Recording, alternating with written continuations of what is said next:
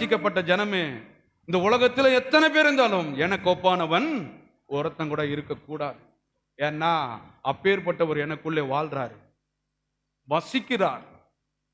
அப்படி பார்க்கணுமா தவிர பிசாசவ பெருசா நினைச்சுன்னு அவங்க பெரிய ஆளு இவங்க பெரிய ஆளு அப்பயே தெரியுது. எல்லாம் சொல்லுங்க, உலகத்தில் இருக்கிறவனை காட்டிலும் எனக்குள் இருக்கிற இயேசு பெரியவர். அவர் உனக்குள்ள இருந்து பெரியவரா இருந்தா நீனும் பெரியவர் தான் கட்டாயமா. உனக்குள்ள இல்லைன்னா நீ வேற யாரா தான் பெருசா பாப்ப. நீ தப்பு.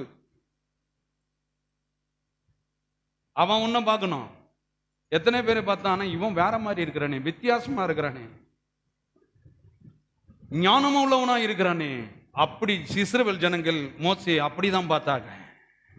நான் அதனால எல்லா ஊர்ல இருக்கிற மாதிரி நான் நடந்துக்கிறது நான் விரும்புறதே கிடையாது. என் தேவன் என்னை குறித்து என்ன திட்டம் வைத்திருக்கிறார், நோக்கம் வைத்திருக்கிறார். ஏன்னா குறுகிய மனப்பான்மை உள்ளவர்களுடைய நோக்கங்கள் சரியா இருக்காது. ஆண்டவர் சொல்றாரு, உன் நினைவு என் நினைவு அல்ல, நீ போடுற கணக்கு தப்பு. என் நினைவு உன்னை குறித்து வானத்துக்கும் பூமிக்கும் எவ்வளவு தூரமோ அவ்வளவாய் வைத்திருக்கிறேன். நான் போக வேண்டிய தூரமே வேற.